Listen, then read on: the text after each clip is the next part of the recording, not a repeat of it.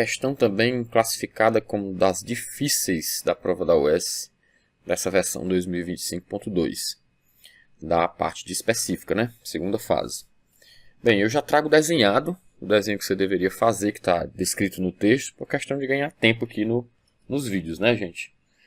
Então, o que é que a gente tem na leitura aqui, né? A gente tem uma mola de comprimento natural X. Então, essa primeira figura aqui de baixo é a mola de comprimento natural X. E ele diz que sobre a mola é fixado um bloco cúbico de aresta L e densidade D, que seria essa figura seguinte aqui da segunda situação. Aresta L do bloco, densidade D. É claro que o bloco tem peso, né? Então isso vai fazer com que a mola desça um pouco. Ele diz que a mola permanece comprimida na vertical e seu comprimento passa a ser Y, menor do que X. Ou seja, está avisando da compressão. É o óbvio, né? Então está aí o comprimento da mola Y. E eu vou começar a fazer umas comparações para você entender o que é o tanto que a mola comprimiu. Então esse traço aqui, vou botar mais um traço. A diferença entre esses dois traços seria o ΔX da mola. O tanto que ela comprimiu em relação à posição inicial. Ou seja, esse valor é X menos Y. Então você já tem toda a avaliação mecânica da parte 2. Né? Aí ele diz que na parte 3 despeja-se lentamente no interior do tanque um fluido de densidade Dzão, que é esse que eu botei na terceira figura de azul. Tal que Dzão é maior que Dzinho. Para que essa informação serve? O bloco tende a subir, né, gente? Porque o líquido é mais denso do que o bloco. Isso vai fazer com que a mola suba, ou seja, a mola estenda em detrimento de comprimir, né? Ele ainda avisa que a cota superior tem que estar coincidindo com a superfície livre do líquido. O que é a cota superior? É o topo do objeto cúbico. Tem que estar exatamente igual ao líquido lá em cima. H é a distância entre o fundo do tanque e a superfície livre do líquido, como eu já coloquei aqui do lado. Ele quer a razão entre a densidade do líquido e a densidade do objeto. É a razão entre essas duas coisas que ele está precisando aí na questão. O que a gente vai fazer? Pensar nas leis de Newton, né, gente? Equilíbrio, basicamente, é o que a gente precisa para essa questão. Mas é uma questão trabalhosa por conta da álgebra que vai gerar. Eu tenho aqui a força peso e a força elástica nessa situação número 2, né? Então eu não tenho um líquido ainda, então eu posso igualar essas duas forças. Primeira situação é a mola livre, segunda situação é sem o líquido e terceira situação é com o líquido. Então no equilíbrio eu vou ter peso igual a força elástica em módulo, né? Qual é a equação do peso? Massa, gravidade. Qual é a equação da força elástica? K delta X, né? Massa é densidade vezes volume, né? Então é o volume do bloco todo, porque é a massa dele todo. Como é um bloco cúbico, L é a terceira. E isso é K vezes ΔX. O que seria o ΔX? Está aqui em cima de azul, ó. ΔX é X menos Y, né? Então, a gente substituiu já, tá? Aí o que é que nós vamos ter? Nós vamos ter a constante da mola, que é uma coisa que a questão não forneceu. E a constante da mola, ela é uma constante ao longo dos 3 processos, gente. É o segredo de você fazer questões. É estar perseguindo constantes, né? Ó. Então essa constante, ela vai ser dL3 vezes a gravidade dividido por x menos y, não é verdade?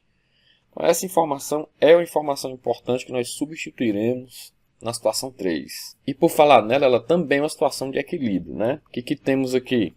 Nós temos um empuxo, nós vamos ter o peso e vamos ter a força elástica aqui para baixo. Só que essa força elástica é de um estiramento diferente da segunda parte. Então eu vou chamar ela de força elástica linha. E eu vou voltar à situação de equilíbrio. Voltando aqui para a situação de equilíbrio, o empuxo é igual ao peso mais a força elástica linha, não é verdade? Então, o que a gente tem? Empuxo, densidade do líquido, volume da parte imersa vezes a gravidade. Peso do corpo, massa vezes gravidade. Força elástica, K vezes ΔX linha, né? Não é o mesmo ΔX da situação 2. Às vezes é aqui que o aluno começa a errar, né? Observe o que é o Y'. É o comprimento final da mola na segunda situação, que eu estou colocando aqui em cima. Você ainda tem o comprimento do bloco, Ou seja, esse H que ele informou é o L mais o Y'. E o que seria o ΔX'? Então, repetindo a equação, embaixo eu fico com D, L3 vezes G. O que é massa, né? De novo, ó, massa é Dzinho, que é a densidade do corpo, L3 vezes G, mais K vezes ΔX'. Quem é o K vezes ΔX'? Tá lembrado que o K é essa expressão todinha, né? Ó, e ela vem para cá, ó, dL3G dividido por x menos y. ΔX' é o quê? Y', condição final da mola na terceira situação, menos a pulsão de equilíbrio, né? Porque a pulsão de equilíbrio ela não tem deformação. Então ela é Y' menos x. Muito difícil, né, o aluno ter essa maturidade de fazer isso, mas a UES cobra a prova nesse nível, gente. Nós temos que nos adaptar. Cancela aí o L3 com L3 com L3, todos eles, e o G com G com G, né, como eu já cancelei aí. Sobrou D menos Dzinho desse lado. Por quê? Porque esse Dzinho aqui, ó, eu passei subtraindo aqui. Então isso vai ficar dividido por esse Dzinho aqui, né, ó. Em cima ficou esse Y' menos x dividido por esse x menos y. Esse Y' é uma criação nossa, lembra? Ele está aqui em cima. Como ele é uma criação nossa, ele tem que ser retirado, né? Nós que inventamos ele na questão, né? Nós vamos retirar ele agora. Da figura, já tinha falado, H é igual a L mais Y'. O nosso Y' vai ser igual a H menos L.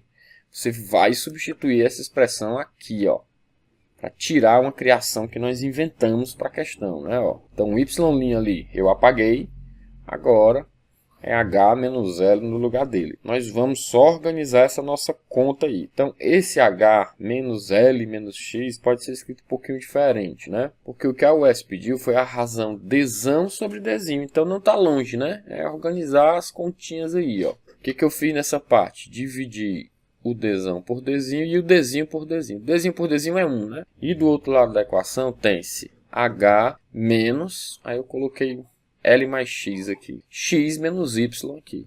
Como é que 1 pode ser escrito? 1 pode ser escrito qualquer coisa, né? Então, você isola o Dzão sobre Dzinho aqui, ó. H menos L mais X. Estou só repetindo essa expressão aqui, tá? Que ficou desse lado. Dividido por x menos y. O 1 passa para o outro lado. Como é que a gente pode escrever 1? Do jeito que a gente quiser, né? A mesma coisa sobre a mesma coisa, né? Ó. Então eu escrevi x menos y sobre x menos y. Porque fica o mesmo MMC, entendeu, jovem? Então esse 1, ó, recapitulando, passa para o outro lado. E eu escrevo ele assim, ó. X menos y sobre x menos y. Que me ajuda a fazer conta, né? Porque fica o mesmo MMC, agora é só organizar o MMC. Todo mundo no mesmo MMC soma as parcelas de cima, né? Então tem-se H menos L mais X menos Y. Tirando de volta esse parêntese aí que eu tinha colocado, né? Nem precisava, podia ter deixado direto. Vai tirar o menos X com mais X, ó. Né? Tira o menos X com mais X e o final fica H menos L menos Y dividido por X menos Y. Voltando, né, para o parênteses, porque a UES botou assim, por isso que eu acabei usando isso no cálculo. Tem-se H menos L mais Y dividido por X menos Y. E essa é a resposta que a UES queria lá nas suas alternativas, que no caso corresponde à alternativa A. Questãozinha de empuxo das difíceis. É um dos temas que a UES gosta de apresentar dificuldade. Tá aí, gente, para você tirar o print aí na questão, ficou razoável esse tamanho para você tirar aquele print e dar aquela estudada, né?